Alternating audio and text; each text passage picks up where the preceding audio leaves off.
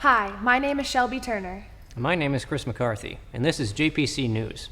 Before we start our segment today, let's look at some of the footage that the JPC News team was able to get from the Actors Showcase this weekend. Hello, I'm Reagan Danner with JPC News here at John Paul the Great Catholic University Soundstage for the closing night of the Acting Production Project. The acting students have been working for the past 5 weeks on 3 different plays by Noel Coward. One is Hay Fever, one is Red Peppers, and the third is Family Album. I think we were really well. We had great houses. You guys did great. It's great to see the actors get so much support from their fellow students. And I think the most amazing thing to me is that, as you know, we did 3 plays at one time. Yes.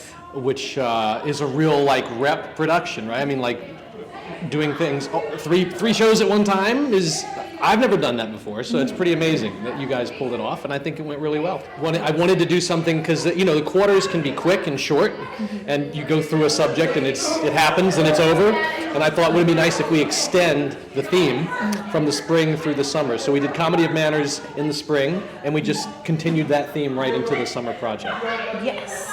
And how do you believe that the students did with all of the accents and the amount of lines? For example, all of the guys being in every show that was put on. Yeah, I know. I thought the guys would really love this. I thought, what a great thing that they're going to get.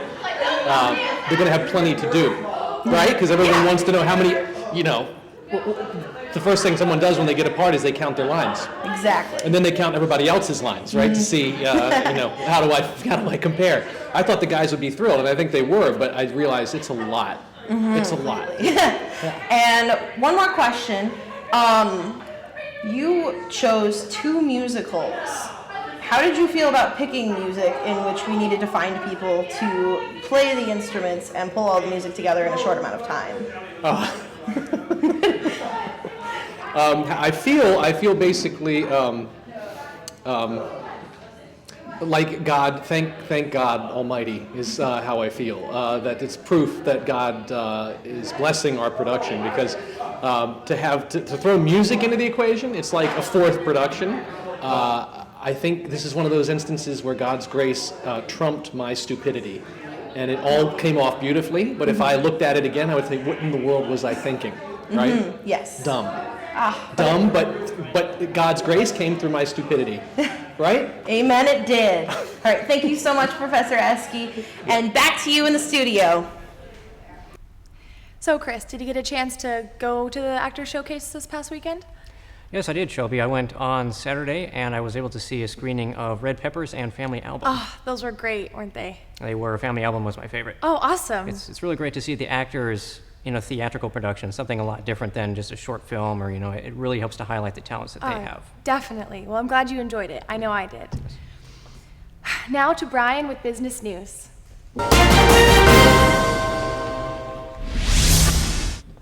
Oil prices are expected to fall even more this summer as summer travel slows down and the demand for oil continues to fall. Oil is at a 6-year low at about $40 a barrel. Shell has just received permission from the government to drill for oil off the Arctic coast. Experts expect the price to drop even more as the oil surplus continues to grow. Some experts say it may drop as low as $15 a barrel, which hasn't happened since 1999, when gas was about $1 a gallon. In other news, a new study has shown that millennials have the worst saving habits, with an average savings of -2%, which means we're spending more than we're earning. So we need to start saving, and that's all for Business News.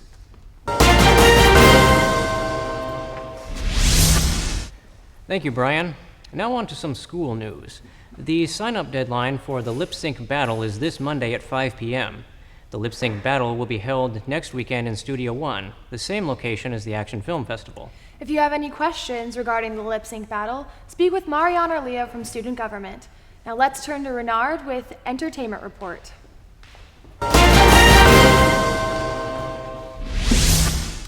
Thank you, Shelby. The results of this past weekend domestic box office show that there ain't no city quite like Compton. Straight Outta Compton took the #1 spot easily by earning $60.2 million, helping Universal Studios break the studio record for the fastest to reach $2 billion domestically. Mission Impossible: Rogue Nation took second place with $17.2 million, topping newcomer and third place finisher The Man from U.N.C.L.'s gross of $13.4 million. Fantastic Four, which experienced a 68% drop from the previous weekend due to negative word of mouth, and mid-budget thriller The Gift rounded out the top 5. Visit boxofficemojo.com for more info. In music news, the Felix Jean remix of Cheerleader by Jamaican singer Omi reclaimed the #1 spot on the Billboard Hot 100 to spend a 5th week at #1.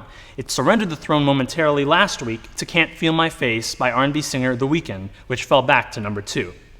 In other music-related news, singer Selena Gomez is coming on as an advisor to coach Gwen Stefani in The Voice's 9th season, which will start this September. Finally, this past weekend saw much activity at Disney's 5th D23 Expo. While there was some Marvel-related and live-action Disney reveals, animation and Star Wars were the major stars of this year's Expo. At the animation panel, Disney presented on future films Zootopia, Gigantic, and Moana, while later Pixar presented details on this November's The Good Dinosaur, next year's Finding Dory, Coco, director Pete Docter's Dia de los Muertos project, and Toy Story 4. The Star Wars panel, on the other hand, revealed that Jurassic World director Colin Trevorrow will be directing Episode 9, and that actors Mads Mikkelsen and Alan Tudyk have joined the spin-off Rogue One film. A D23 exclusive Episode 7 poster by Drew Struzan was revealed, in addition to news about Star Wars-themed editions at both Disneyland and Disney World.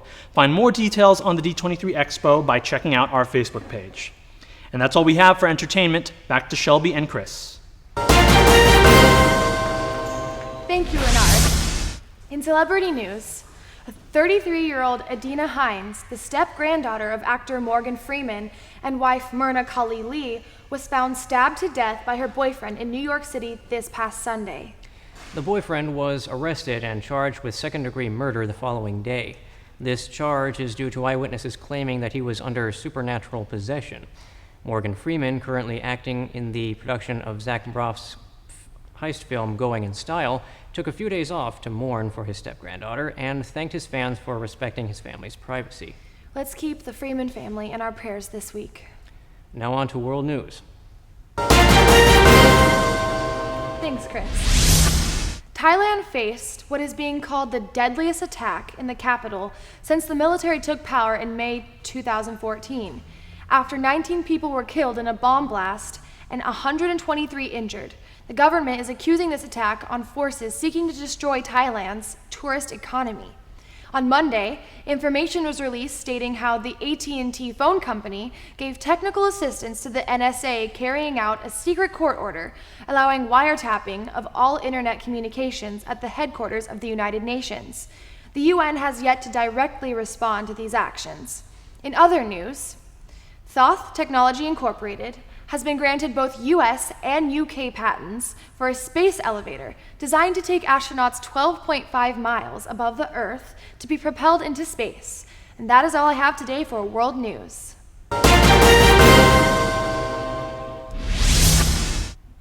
Thank you, Shelby.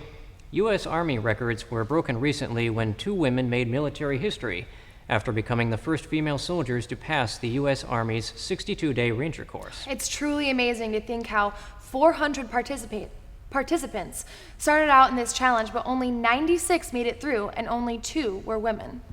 And now on to Brendan for an update in politics. Thank you, guys. Now reports in politics have surfaced that Russia will be selling S-300 surface-to-air missiles to Iran. President Obama has objected this deal, claiming it is against current economic sanctions to allow arms transported into the country. On the subject of Iran, another Senate Democrat has come forward against the nuclear arms deal in Iran. This will certainly set a tone moving forward that the deal is being met with a lot of criticism on both the left and the right. In election news, Donald Trump has released a brief stance on immigration, claiming he will do away with birthright citizenship. This will evaluate current illegal immigrants in the country and see what he wants to do specifically for deportation. Still, details are not clear, but I'm sure they will come along from the outspoken billionaire. Hillary Clinton now has 300 emails that are being flagged for potentially containing classified information that the FBI is looking into. This will certainly put a damper into her campaign. Now, the election countdown is 446 days. If you've made up your mind, you might want to step back a little bit because there's a lot of time left. That's it for politics. Back to you guys. Thanks, Brendan. There's been an interesting product created by scientists of the Boston Dynamics, the robot company owned by Alphabet, as they have invented robots that can go anywhere a soldier might go. Mark Raybert, the founder of the company, comments, "My goal is to build robots that rival humans and animals, or possibly even exceed human and animals in their ability to move around in the world, manipulate things, and perceive what's in the world around them." Well, I wish Raybert and his team all the success. Now let's hear from John with sports. All the NFL teams started their preseason game last weekend. The Chargers opened up their preseason opener against the Cowboys and won 17-7. The main headline was former Heisman Trophy winner Tim Tebow was playing in his first preseason game in 2 years. He is currently playing for the Philadelphia Eagles and battling out the third-string quarterback position there. As for the Chargers, in the next weekend, they will be on the road against Arizona, and that will be on Saturday. That'll be tomorrow. In the MLB, the Yankees and the Blue Jays continue to battle out in the AL East, with the Yankees currently holding a one-game lead as of Wednesday. The Royals stretched their lead to 3.5 games in the Central, and the Astros continue to hang on over the Angels by 2.5 games in the West. In the NL, the Mets have a 4.5 game lead over the Nationals. The Cardinals have diminished their lead to 5 games over the Pirates, and the Dodgers have a 2-game lead in the West. The Padres are currently 58-62 as of Wednesday, but have won 6 of the last 8 games. They will have a home series against the Cardinals starting tonight, and then another road series against the Nationals. And don't forget, flag football is having their last scrimmage of the quarter this Sunday at 1:30. Please come out and participate. Back to you guys in the studio, Shelby and Chris. Thank you, John. Now to the students who requested on our JP Catholic News survey for our news segment to talk more about dolphins. You know who you are. Unfortunately, we do not have time for that today, but instead, here's a picture of a cute bottlenose dolphin just to make your day. Well, here's at least one fun fact that you might not have known about dolphins, Shelby. Did you know that the killer whale is actually a dolphin? Very interesting. I did not know that, Chris. Well, before we sign off today, we would like to announce that a new segment will be coming to JPC News soon called Catholic News. Well, that is all we have for you this week. My name is Shelby. And I'm Chris, and this was JPC News.